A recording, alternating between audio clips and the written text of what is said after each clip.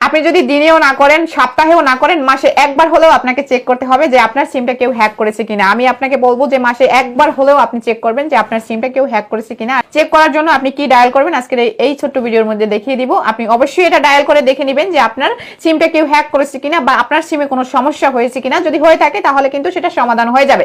কিভাবে কি করবেন চলুন দেখে আসি। আর যদি ভিডিও ভালো লাগে টাইমলাইনে শেয়ার করবেন। পরবর্তী ভিডিও পাওয়ার জন্য পেজটাকে ফলো দিয়ে সঙ্গেই থাকবেন। আপনার ফোন থেকে ডায়াল প্যাডে চলে যান, এরপরে এখানে এসে আপনি টাইপ করুন *62#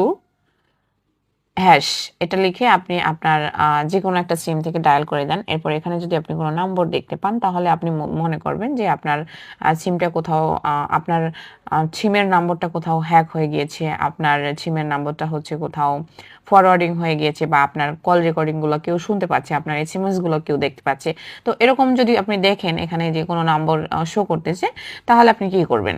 তাহলে আপনি আবার আপনার ফোনের ডায়াল প্যাডে চলে আসবেন। ডায়াল প্যাডে এসে এখানে আবার আপনি টাইপ করবেন *0002# এটা লিখে আপনি ওই সিম থেকেই আবার ডায়াল করে দিবেন।